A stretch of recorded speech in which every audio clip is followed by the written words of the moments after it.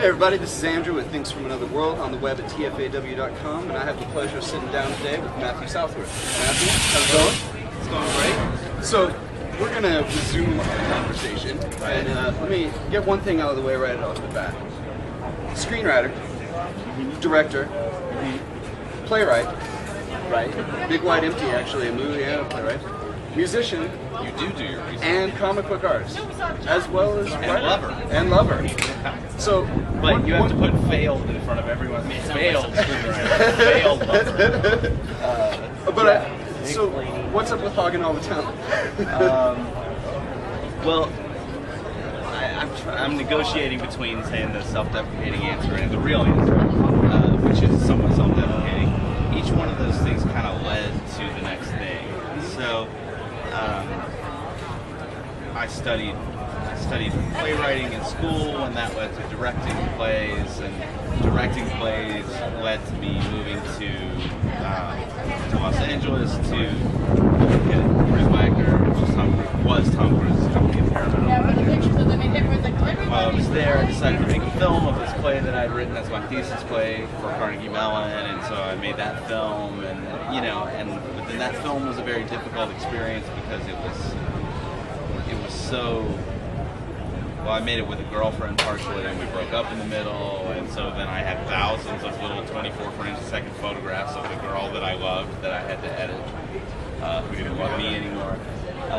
And then that was so debilitating that I stopped doing that and went back to playing music for a while, and then that, there's nothing visual about music, and that kind of led me back into comics, and, But I'm here, I want to be a cartoonist, I am a cartoonist, I'm doing what I want to do, And I would hate to, I don't want to use the word terminus, but are you at the point that this is, like you're saying, the career you want to stick with for now, or you leaving it open? Who knows what comes up? No, this is what I want to do. I mean, it would be, I would love to make another movie, Sure. and there's some, well, we'll talk about that in a minute. There are some movie-related and music and playwriting-related things that all connect to this one project that I want to do as a comic. Okay. But no, someday I'd like to buy a house. I'd like to buy a house based on the money I made making comics. Nice. Which means that I gotta be able to buy a house by the time I'm 80. Are you thinking of staying? I mean, I know you're a fellow Northwestern, or Right. currently residing in, Right. like we discussed, not always. Seattle, how long have you been up there?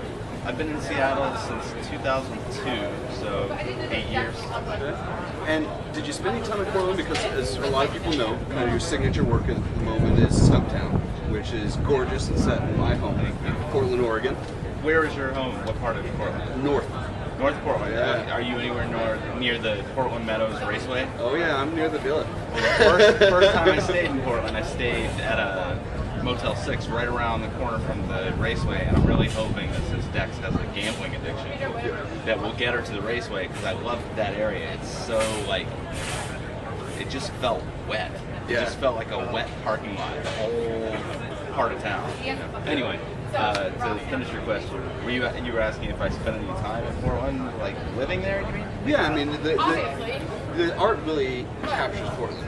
And, it's really easy. You see movies and you see TV shows that are set in various cities and, in fact, have no connection to it other than a couple of ambient shots. Right. But sometimes feels like it's in Portland, and it's identifiable as such. I'm just kind of wondering where you get that from. Well, that makes me extremely happy to hear it, because, I know that there are people who draw better figures than I do, or there's a lot of things that people do better than I do. There are some people that do those things worse than I do, but I knew the one thing I knew how to do was to try and evoke place. I'm very sensitive to that. Like when I go to a city and walk around, some internal thing happens. I think it probably happens to everybody, but I'm really sensitive to it. I want it to feel like Portland. I don't want it to look like Portland. If it does, good, but I like it to feel like Portland. So when I was first approached about doing the project, and I was approached kind of inadvertently. I was working with a guy named Stefano Gaudiano, who had worked with Greg on Gotham Central. Stefano wanted to do this project with them, but he just didn't have time, and it wound up kind of being me. So when I say approached, it's not like somebody called me out of the blue.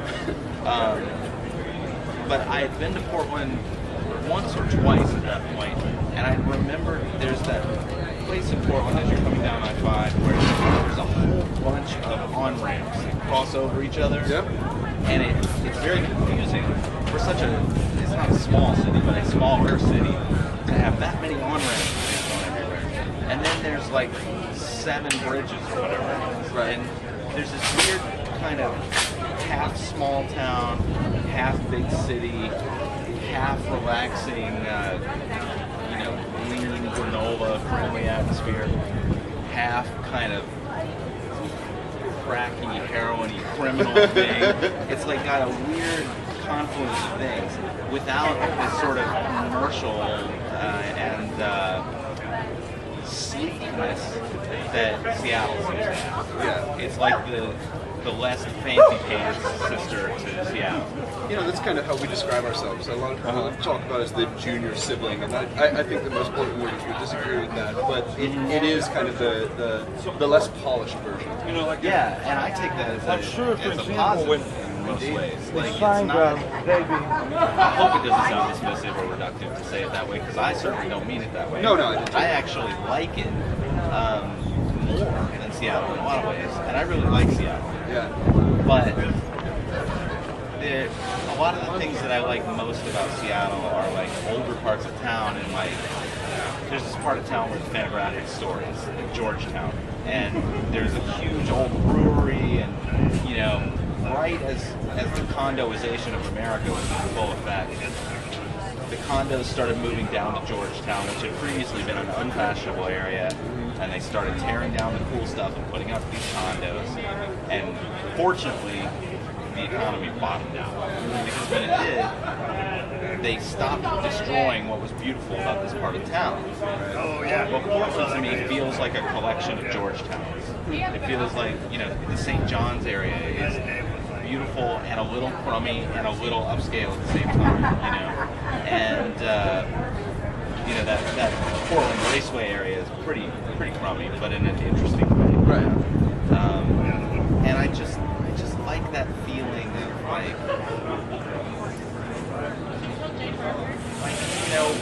why do we need to paint our house? Our house looks good. If there's a little peeling paint, so what? It's a city that's lived in. Exactly. Which I like. Exactly. Yeah. I don't need new pants. These are frayed, but they still work. That's what Portland is.